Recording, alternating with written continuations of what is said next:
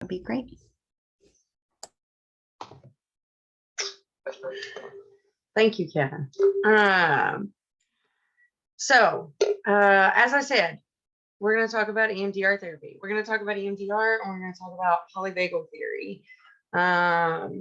Some of you who are attending might know a little bit about both of these interventions and theories, but we're going to talk about how these two different intervention theory play a part with one another,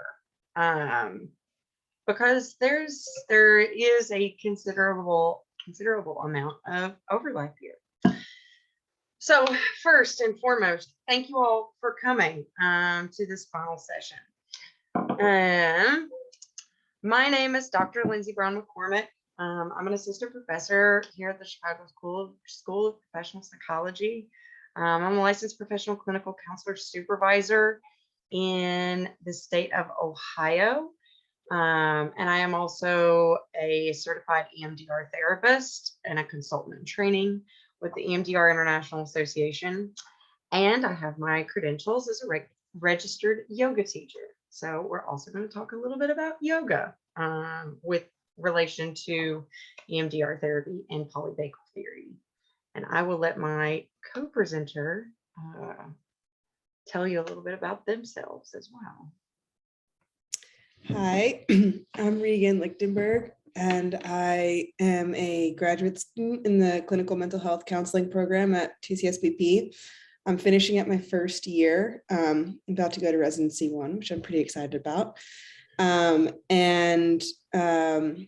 I hope to work with LGBTQ+ adolescents and their families, and to eventually become certified in EMDR therapy as well, down the line as I continue my education. Awesome. Thank you, Regan. So here's what we're going to talk about today. We're going to talk a bit about what EMDR therapy actually is, what it looks like, what polyvagal theory is. Polyvagal theory especially has been floating around in not only the EMDR community, but also the somatic intervention community within counseling here in the last few years. So we're going to talk about what it is and what it means.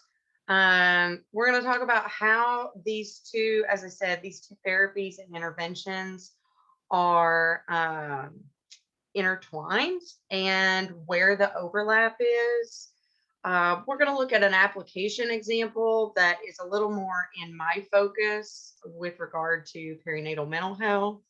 And then we're going to talk about how mindful movement and yoga can be beneficial to the integration of these two theories.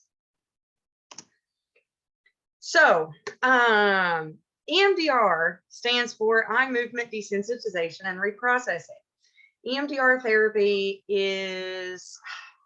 got its start in the 1970s, and it was started by Francine Shapiro, the clinical psychologist.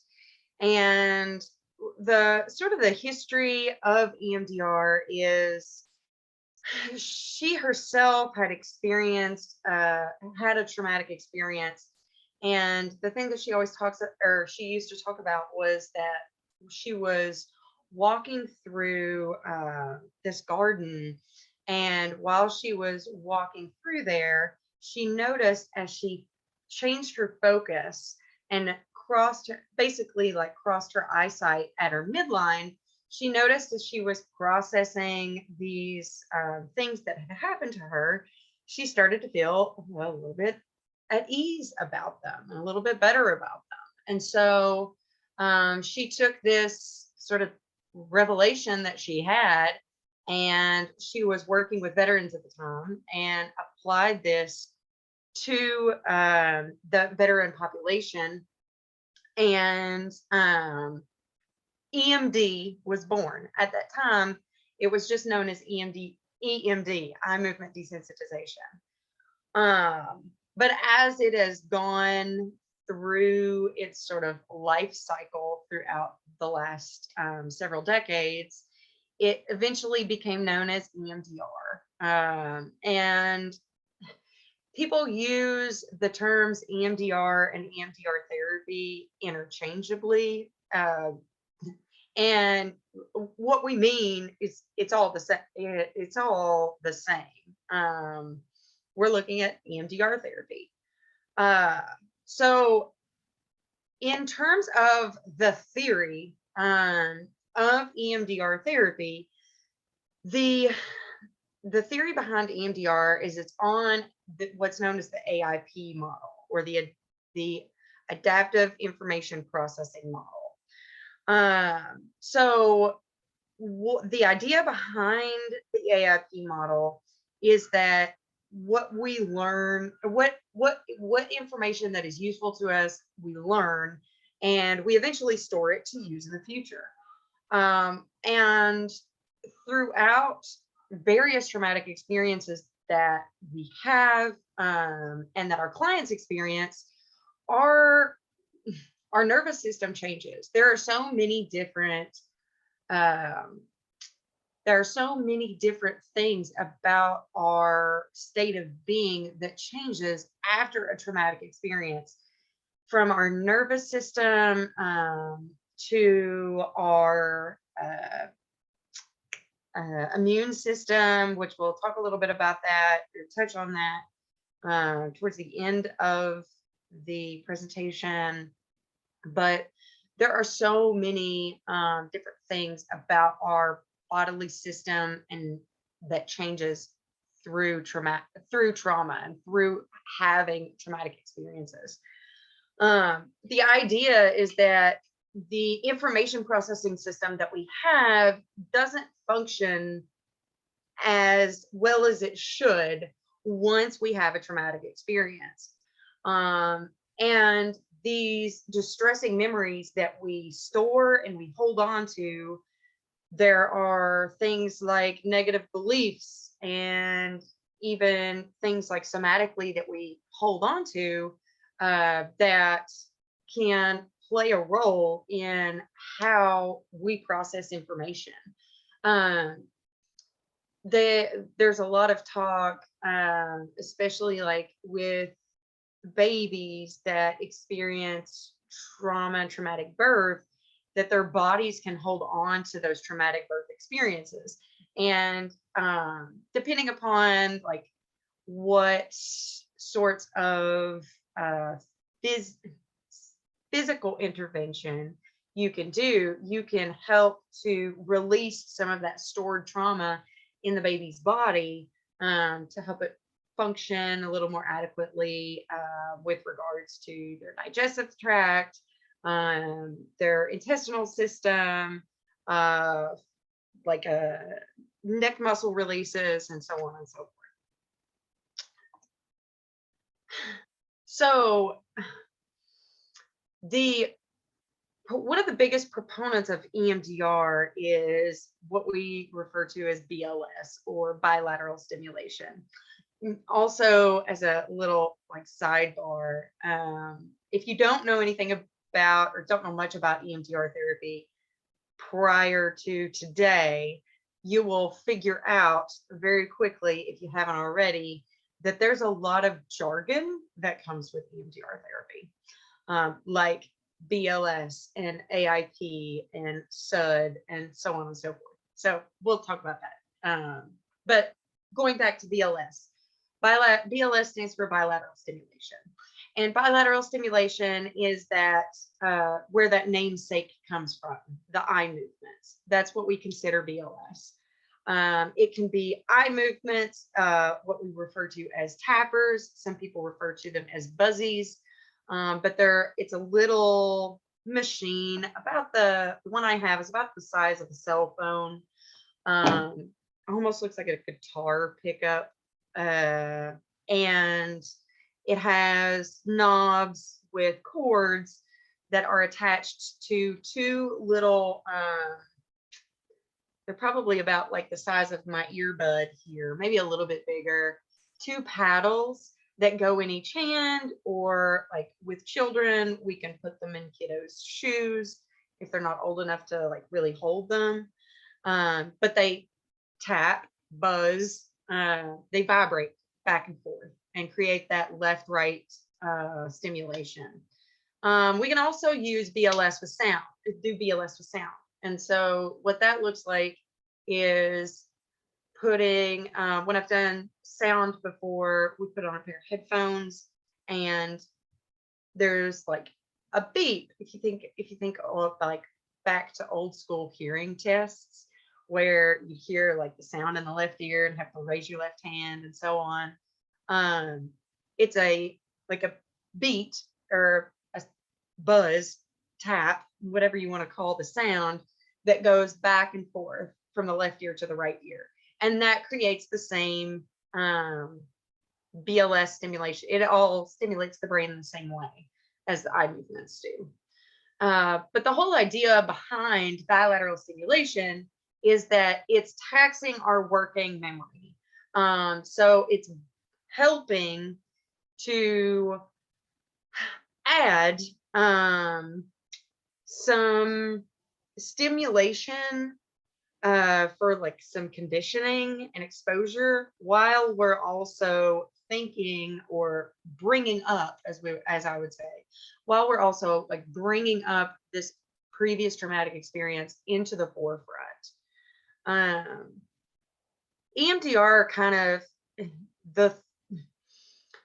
when I explain EMDR to clients, I explain it like thinking about a file cabinet. And so like our brain is a filing cabinet. And sometimes when we have experiences, when we have memories, the pieces of paper that go into our filing cabinet are really nice and really flat and crisp. And those are adaptive working memory, or those are adaptive memories. But sometimes we have experiences where the pages are all crumpled and they're kind of shoved down in that filing cabinet. And so what we do with EMDR is pull those crumpled pages out of that long-term memory, bring them into the forefront, and use bilateral stimulation and a little bit of controlled exposure to flatten out those pages and put them back in our long-term, in our stored memory, in a more adaptive and meaningful way. So as this slide says, EMDR taps in, and there's a lot of like the thought of, or the idea of tapping in to our brains, to our bodies, and really getting that mind-body connection going, and getting the other thing that, and we can talk about this, we'll talk about this a little bit more as we talk about the phases. The other thing that EMDR is known for is going back and forth between the left brain and the right brain. That's really a lot of the idea of BLS, is that left, right, left, right. And so EMDR helps to tap into that left and that right brain stimulation that way. So in terms of the basics of EMDR, we have what we would refer to as an image, a negative cognition, positive cognition, thinking about emotions and where we experience the disturbance of those emotions within our bodies, and the physical sensations that arise when we bring up that image. So it's a three-prong model. There are 8 phases total. Three-prong meaning past, present, future. And the next slide talks a little bit about what those 8 phases are. But the whole idea, especially with the 3 prongs, is that we are taking our stored memory that is a traumatic experience, and we're working through that in a past, present, future sense. How has that previous traumatic experience impacted you in the past? What's it look like? And how are you continuing to be affected by it in the present. And once we process what has happened in the past to help us with the present, what can we do in future templates to allow you to, or allow a client to have less disturbance when this traumatic experience or this traumatic memory is brought up. So these are the 8 phases of EMDR therapy, and these 8 phases are not done all at once. I have several clients who, prior to really knowing a whole lot about EMDR therapy, will say to me, like, they want to just like get in and go. They're ready to go, and think that in the first session, we're going to start doing eye movements, or we're going to put tappers in hands. And that is just not the case. So we do phases generally in this order.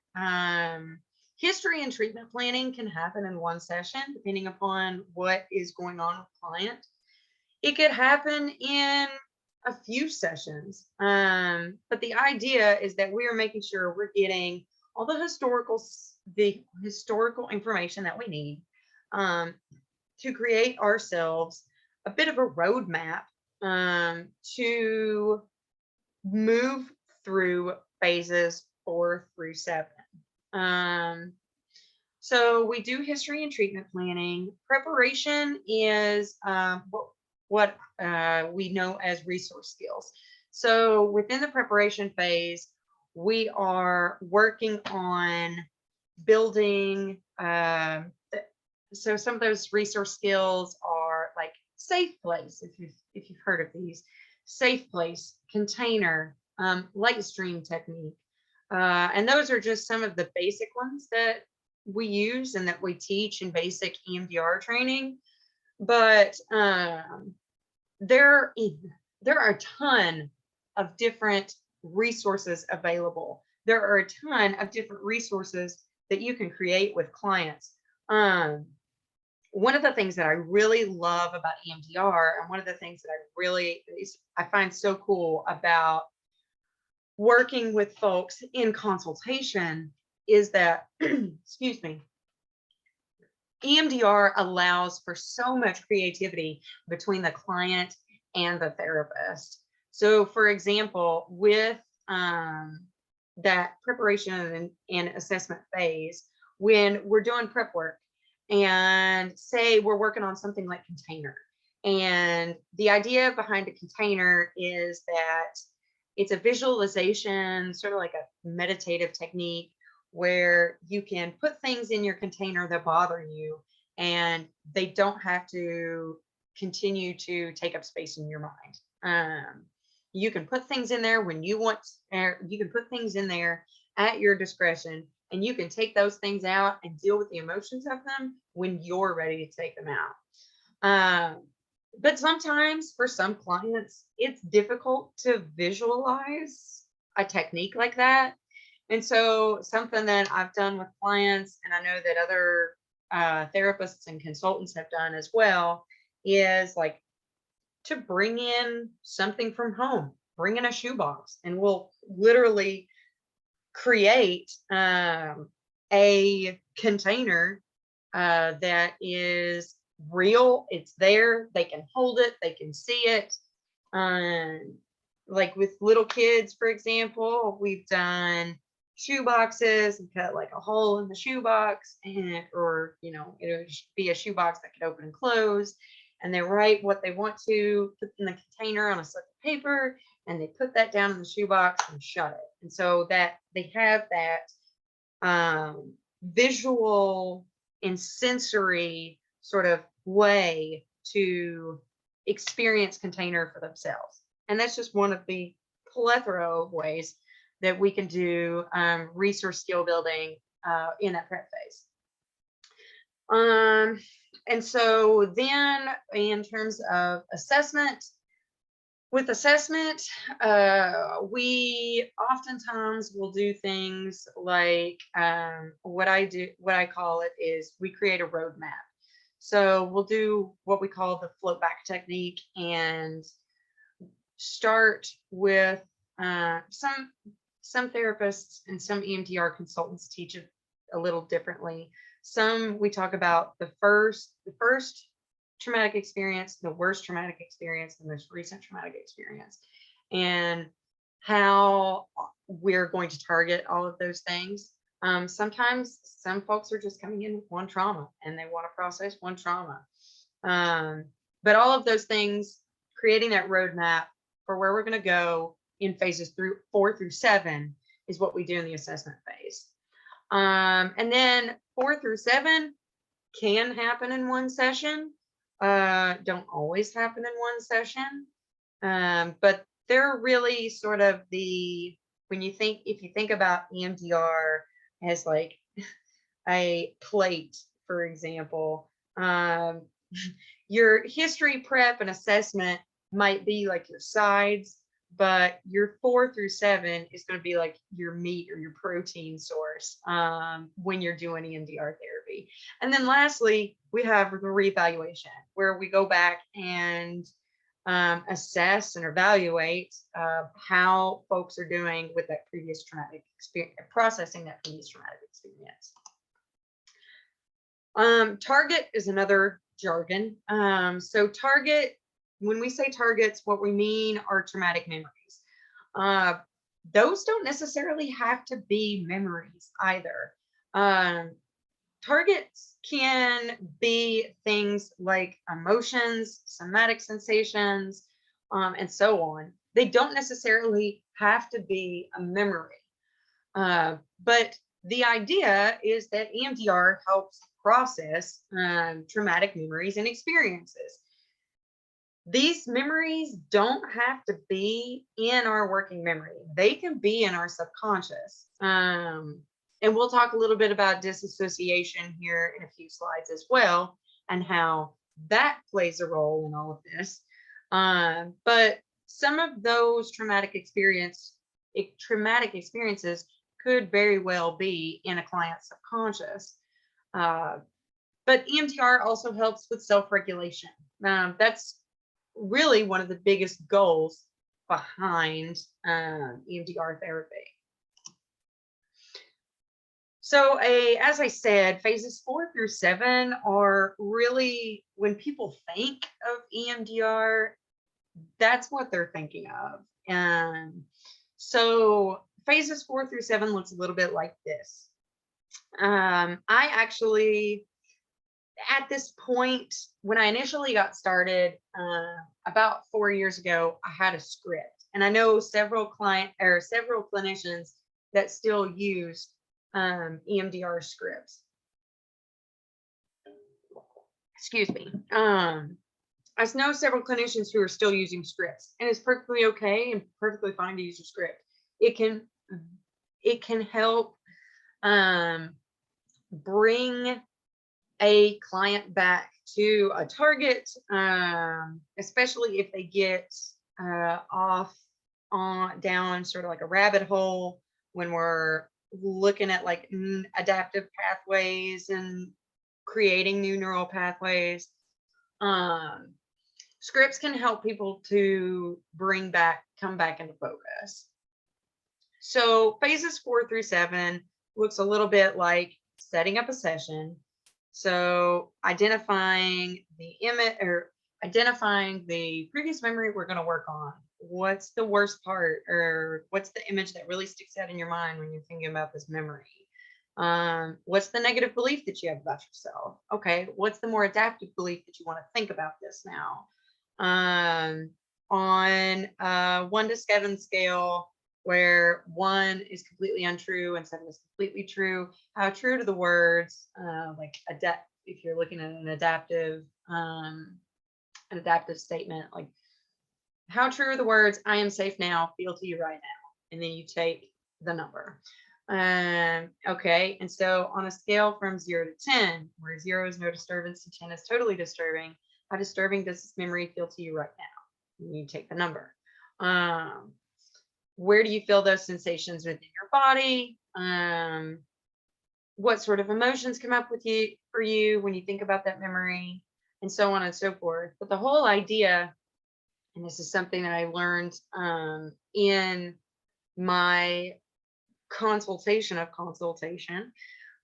is that with the pattern that the phase 4 with the pattern phase 4 goes in, is the idea is we're already going ahead and we're getting started with that left brain, right brain, left brain, right brain, in the order that we are asking clients to sort of identify these things as we go into a session. So once we have all of that information, then we administer BLS, and BLS can look like whatever it needs to look like, or whatever feels good for that client. Oftentimes, if I'm in person, I'm using tappers. If I am doing sessions virtually, which I am 100% virtual, practicing virtually now, we do that with crossing I have a client cross their arms or their hands across their chest and tap their chest or their shoulders back and forth. And you can also, which this plays into the polyvagal theory, you can get a client to link their thumbs together rather than crossing their arms all the way and patting like the tops of their arms or whatnot. If you get them to link their thumbs together, that where that lays is right around that vagus nerve. So yeah. Anyway, we administer BLS for a few seconds, and continue to process that memory, continue to take notes on what that client is experiencing. And I say this in a joking manner. If you're the therapist in the EMDR session, and if you're doing phases 4 through 7, EMDR can be a little boring, because your goal as the therapist is to take a back seat and get out of the way and let the brain do what it does. So we're, again, with phases 4 through 7, that's really sort of the pivotal sort of place where adaptive processing happens. And our whole goal is to get clients from thinking, like, in bringing up that previous traumatic experience, thinking about how to shift their thinking and shift their adaptive thinking in applying that positive cognition that we've identified at the beginning. And phases 4 through 7 don't just happen once. Phases 4 through 7 happen as often as they need to happen. So now we're going to shift gears a little bit and talk about polyvagal theory. So polyvagal theory, the idea behind this is that our autonomic nervous system is really what regulates our brain and body within, like, to bring it to a state of homeostasis. So what's known as the dorsal vagal complex is really it is the system that helps us with threat response. And when that occurs, what we experience is whatever behaviors are going on, those behaviors are going to shut down, and it's going to have an impact on our overall metabolic function. The other thing that this is also, as this slide says, this is really tightly intertwined with our digestive system.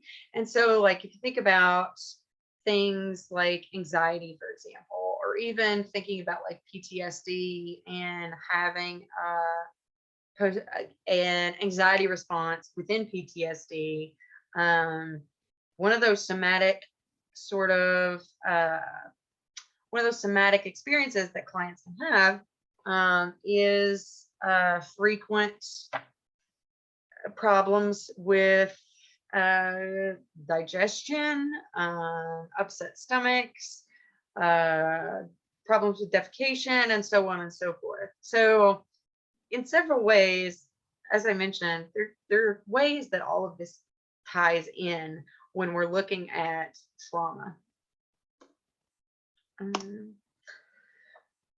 Also, we have what's our sympathetic nervous system, or SNS. Our sympathetic nervous system is really what's in charge of our fight or flight response. There we go. And so when we're experiencing that fight or flight response, oftentimes we're experiencing an increase in heart rate, an increase in our breathing, and then it also we also experience metabolic effects with this as well. This system is older or younger than the dorsal vagal complex, but it's not as old as the ventral vagal complex, which is what we will talk about now. So the ventral vagal complex is what really impacts our overall sense of regulation and helps us with social functioning. So when our VVC is in its sort of like normal condition, there's we experience things like general excuse me, we have a sense of safety. We're able to make connections with folks, and so on.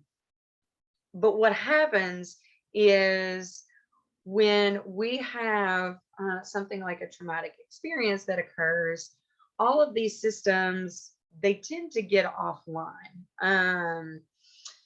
So when we have a traumatic experience, the VVC no longer function, well, it doesn't function as well as it's supposed to, or in its autonomic state.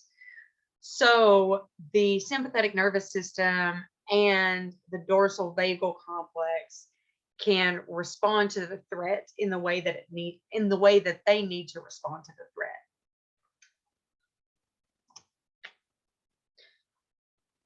So when we're looking at polyvagal theory and how this sort of aligns with trauma and traumatic experiences, the idea is that trauma makes the autonomic function of the DVC, the SNS, and the VVC not function the way it is supposed to. And oftentimes this leads to some of those core symptoms, the core symptomology that we experience with post-traumatic stress disorder, things like hypervigilance, quick to anger, and so on. So the problem is, like, sometimes we get stuck in what we would refer to as feedback loops. And these feedback loops, the traumatic experiences, they disrupt our feedback loops. And so we get stuck in a sense of dysregulation, like overall dysregulation. And because of this, it can lead to poor functioning with the ventral vagal complex, which, if you think about PTSD, post-traumatic stress disorder, your body is constantly in a mode where it thinks that there's threat all around us. And so thinking about the poor regulation within the VVC, it's, again, that threat is constantly around us, even when we're in a space where that threat has been removed. Excuse me. So with trauma, we have problems that occur that impact our autonomic state regulation. And so our autonomic nervous system can't function, adapt, or can't necessarily function in the way that it's supposed to, and leaves us open to that chronic, as I mentioned, leaves us open to that chronic threat state.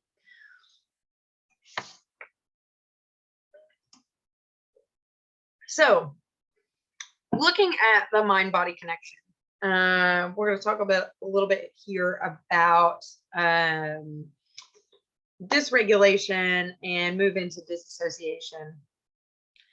That brain-body connection is really important. It's really important for within polyvagal theory, but it's also really important within EMDR therapy as well.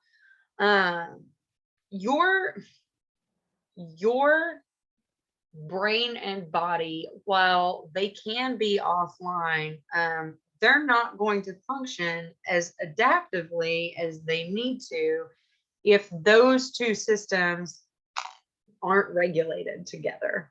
And so one of the things that EMDR does is it's constantly checking in with somatic sensations.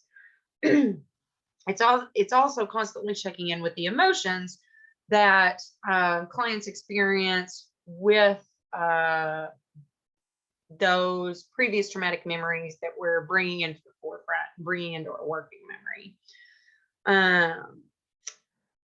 One of the very standard things that I do with new clients, especially EMDR clients, is we check in with disassociation and with their levels of disassociation. Now, what do I mean by disassociation? What I mean is that lack of mind-body connection, that lack of that brain-body connection. Everyone disassociates. And that's what I tell, it's the same speech that I give every client. Everyone disassociates. When you're driving home and you mean to stop at the grocery store and pick something up, or you can't remember necessarily the drive from work to home, you just, oh, I'm back in my driveway. That's disassociation. And everyone disassociates. But folks who have experienced trauma and who have poor mind-body connection tend to disassociate a lot more than folks who aren't having those effects from those traumatic memories. So one of the things that I talk about a lot with clients, especially clients who are working, or not clients, I apologize, with other clinicians in consultation, especially other clinicians who are working with clients who highly disassociate, is how in the world do you get the brain and the body back online? How do you get that mind-body connection to come back? And so there have been clients that I've worked with complex PTSD in the past where we might not do phases 4 through 7 in EMDR for 6 months because they are disassociating so much that they can't even tell you when they're hungry. Their brains and their bodies are so offline that they can't respond to their own hunger cues. Or if they have pain, it's really easy for them to block out physical pain. And so one of the things that is very standard for me in practice is to do what's known as the dissociative experiences scale. And that administering a DES, and this goes across the board for anyone who experiences trauma, administering a DES can be a really great way to identify which of your or how much your client is offline with that mind-body connection. And within EMDR, one of the reasons why we do this so frequently is because our targets rely heavily on those physical sensations. Every phase 4 through 7 session, I ask, what are you noticing? At least 10 times or more. And when I am asking, what are you noticing? I'm referring to thoughts, I'm referring to emotions, I'm referring to the physical responses that clients are having. There have been, and it's, again, I could talk about EMDR all day long because some of the things I've seen in session have been so amazing, especially with regard to our physical bodies holding on to physical traumas. There's a reason why Dr. Bessel van der Kolk wrote The Body Keeps the Score, because our bodies truly do store traumas in various ways, sometimes in ways we don't even think about. And, I've had several experiences as a clinician working with clients who have those physical responses and those physical sensations come up within session. And when we're working through that target, we're working through that process, once that target is what we call cleared, so once we've brought the disturbance level down to 0, the physical response that can occur during processing is very different than the physical response that comes out in the end, within that processing session. So it's just really amazing. It's really cool. So in terms of looking at application and application example, one of the sort of ways that, as I said, one of my clinical focuses is perinatal mental health.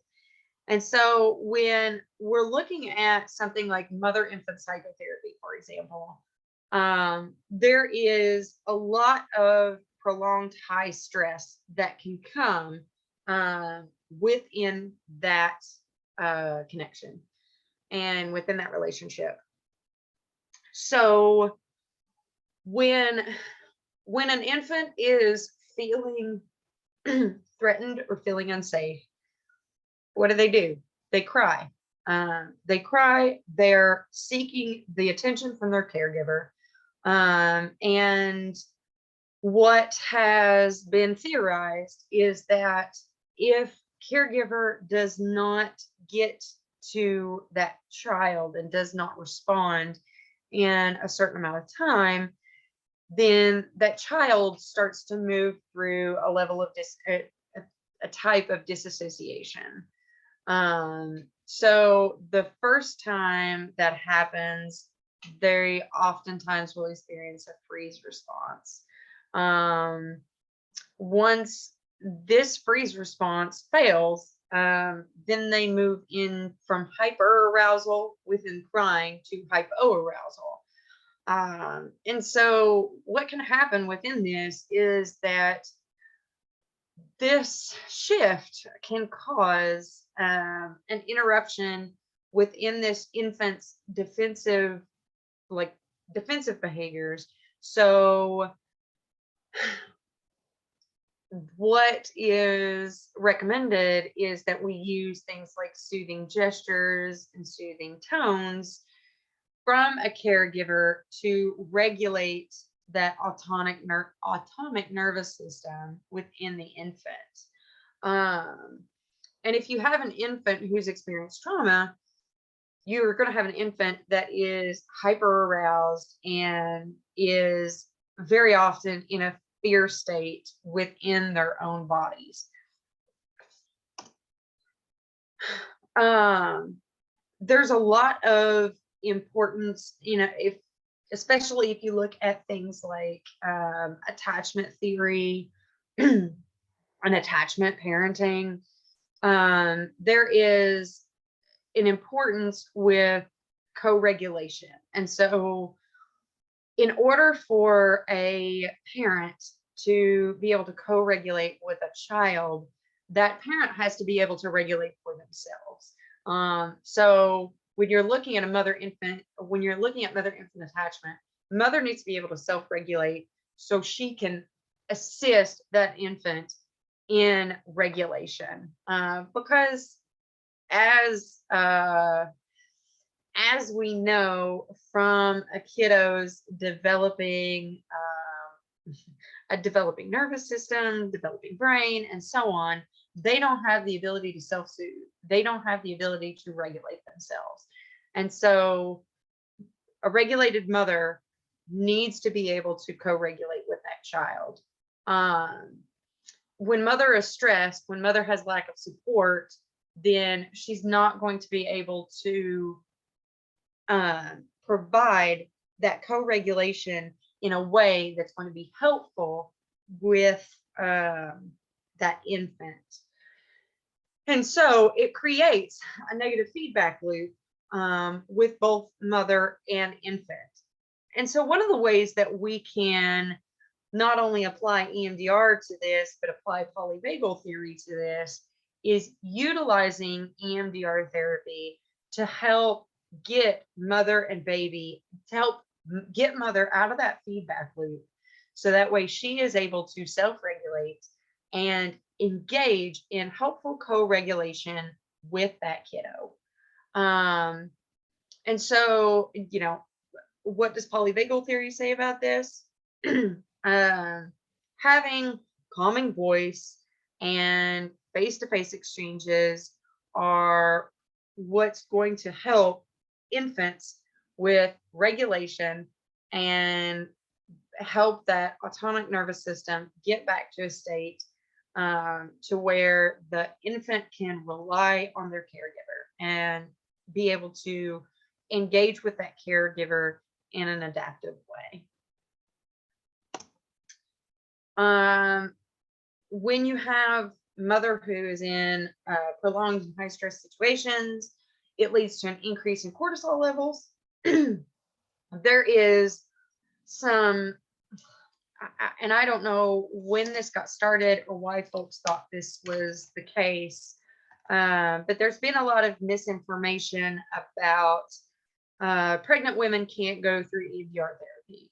There's contraindications for pregnant women or pregnant folks to experience EMDR, and that's just not the case. EMDR can be beneficial to pregnant folks throughout their entire pregnancy and postpartum.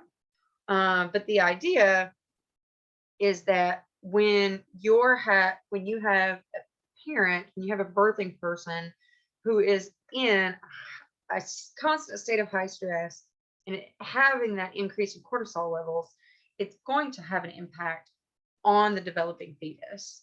It's not a huge impact per se, but there is still a maladaptive bit of functioning that occurs with those increasing cortisol levels. So, lastly, talking about mindful movement. How does mindful movement play into all of this? Truthfully, things like mindful movement, and that doesn't necessarily have to mean yoga. It could mean Tai Chi. It could mean another form of exercise, whatever it is. Engaging in mindful movement can help regulate our vagal function.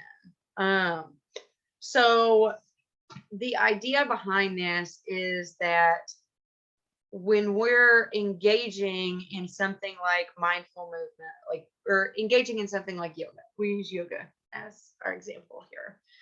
When we're engaging in something like yoga, we're engaging in a lot of different ways to allow for self-regulation to occur. And so when we are engaging in that, it is allowing our body to experience self-regulation.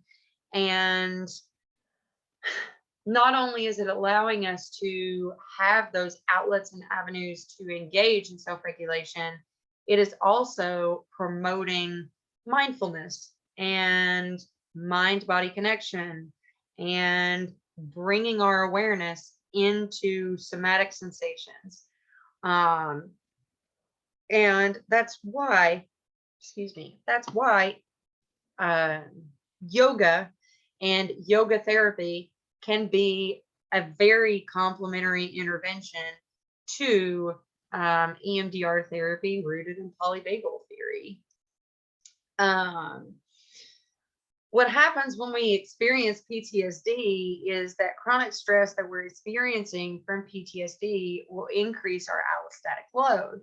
And so when that occurs, we, just going back to talking about the function of our VBC and our DNS and so on, we have that immobilization that the immobilization of some of those nervous system functions that occurs, and the mobilization of other nervous system experiences that occur, but that we get stuck in those feedback loops.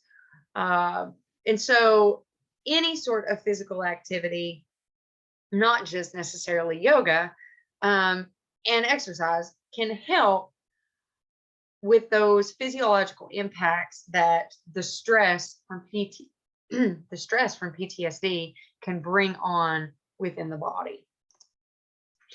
So some of the benefits of yoga are, as I mentioned, increasing a client's somatic awareness, slow regulated movements.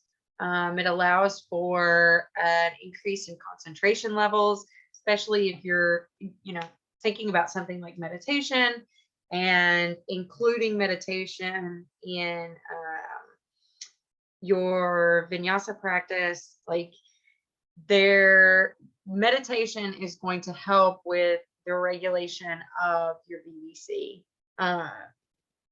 So there are a ton of different benefits to yoga, not just for post-traumatic stress, but for brains and bodies in general. But these are just some of the few things that yoga can help when you're working with clients who are experiencing PTSD. And now we'll open it up to questions here in the last 6 minutes.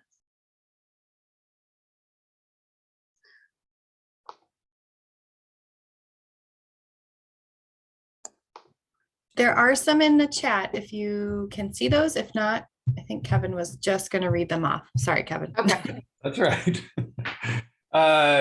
One of the people is asking that they've read about clinicians using polyvagal theory techniques like eye gazing for adoptive family bonding.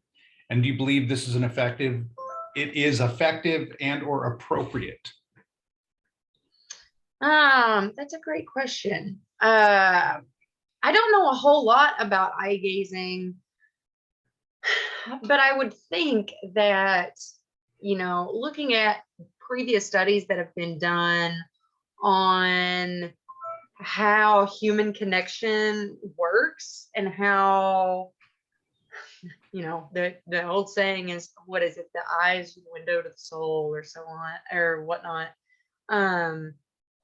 When we're engaging in things like eye contact, it brings about a level of vulnerability that I would imagine, like I said, just in knowing what we know about various social experiments that have occurred where folks are engaging in eye contact, it can bring about a different form of attachment or a different level of attachment that would be effective to promoting attachment bonds. Let's see. And shiver therapy. Does shiver therapy employ the same principles? I'm not sure what shiver therapy is. That's something that I haven't heard of before. Yeah, I'm sorry. I don't know the name of it. I just read, and this was more like clickbait articles, so I don't know if they were peer-reviewed articles or anything. Tremoring. Oh, okay. Yeah. Thank you, Jen. Thank you. Tremoring. Is that it? Tremoring. So are you talking about like, I think maybe I've seen some of this on like therapist TikTok or something, where like you can like shake, like the idea is like you're shaking or like releasing trauma like from your body that way. Okay. Yeah. I don't know a whole lot about that, but so in thinking about it, what I've seen and what I've read and thinking about it from like from EMDR speak and polyvagal speak, I would imagine that there is a way that would engage in some sort of release. Because think about like dogs, for example. When dogs get stressed, what do? They shake. They often, you can see them like, and I have 2 dogs. Every time one of them gets stressed about something, they, shake it off like they're shaking water out of their fur. And the idea behind that is that it's supposed to release some of that stress hormone or those stress hormones and some of that anxiety and stress response that's being held within our bodies. Now, is it the same for humans? I'm not entirely sure, but I wouldn't imagine, or I can't imagine that those systems wouldn't be very different.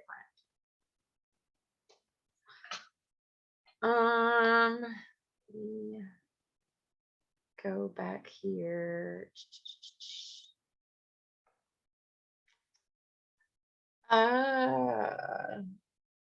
Share any additional resources about applying. Kristen, I'll leave my email here in the chat, and reach out to me directly and I'll get you some resources. I'll track some things down. I'll see if I can get some information from postpartum, excuse me, from Postpartum Support International on that specifically. And let's see, Daenerys, you asked about EMDR with hypnosis. There's a lot of hypnosis is not my wheelhouse. I know some folks who hypnosis is their wheelhouse. But I don't know enough about hypnosis and how that occurs within the brain and how that like function within the brain occurs to be able to say whether or not I would use that or use those 2 interventions together. So basically, my field of interest is sexual therapy, and one of the sexual therapists that I follow, she's very famous. She's from my country, and she does hypnotherapy in her sexual therapy sessions. But then Okay. I am more of an EMDR person, so I figured, okay, if I'm watching her do hypnosis, because she has she does lives on her Instagram and stuff like that. I'm thinking if you're doing hypnosis, you can add EMDR at the same time. The way that she does it, that's what I'm thinking if you've ever seen it. I haven't. No, I haven't. But interestingly enough, one of the things that, especially when I first got started using EMDR therapy, folks would ask me all the time if I was going to hypnotize them. So, and the thing that I always used to say, or the spiel that I used to always give is, no, unlike hypnosis, you're going to be in your facets the whole time and so on and so forth. But I mean, I don't know. Like I said, I don't know enough about hypnotherapy to say whether or not that would be something to look into. I mean, so in the previous practice that I used to be in, We used to give IV ketamine infusion, and we oftentimes, myself, there were other trained EMDR therapists within the practice. And what we would do is any of our clients who had an IV ketamine infusion, we would have an EMDR session afterwards. And sometimes, like especially once somebody's had ketamine, there were times where we made breakthroughs that I don't know that we would have made otherwise if they hadn't, I don't want to say been under the influence, but their brain hadn't been opened necessarily by the treatment of ketamine. So I don't know. That would be something to definitely look into, though. Okay, because I've seen her. It's not really like the stigma that people think, oh my God, you're getting hypnotized. You can talk like a Right. dog or anything like that. I literally seen her do things, and it's like opening that part of the brain for the client that they could dig into, like something that happened during when they were in the womb of their mother, where they're trying to figure out, you know, why do I feel this way? And it's because it happened while he was, the person was a he, while he was in the womb, where the mom kept saying, I don't want this child, which affected him later in life, which is why he went to therapy. It's Wow. amazing. Well, Yeah. And he does not and, know how he knows this. wow. Well, and that gets into some of that tapping into the subconscious too, right? Yes. Because even if you think about something like disassociation, and like even if somebody is offline, okay, so even if you have a client that's offline who is highly dissociative, if they have a fugue state, for example, they're still formulating a memory. We still formulate memories, even Sure. when we're in fugue states, even when we can't like remember some sort of experience, we're still developing a memory about it. And so I think one of the misconceptions that I've also had clients have about EMDR is that they're going to get flooded with all of these suppressed memories that they have, because it opens up these like neural pathways, and all of a sudden they can remember, oh my gosh, I remember all of these traumatic things that occurred to me, which some people have that experience. And I would imagine adding hypnosis or something like that would aid in that, or Well, help because I push feel something like during that along. hypnosis, they're not actually aware that they're saying these things in a way. But then with Right. EMDR, you're making sure that they're here with you, which is why I said, okay, you're in hypnosis, but EMDR is keeping you here. Right. Okay. I don't know. That might be something to, like I said, that might be something to look into and do some more. Maybe there's a dissertation topic there. Yeah. Thank you.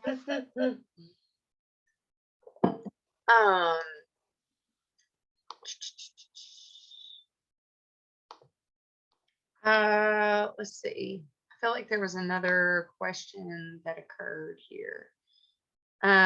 Deep sleep or REM sleep regulator systems. So the last thing I'll say If you're about, out of time, I can Google that later if you okay. want me to. Okay. All right. Well, thank you all so much for coming to this session, especially since it was the last session of the day. I really appreciate your all's time. And have a great weekend.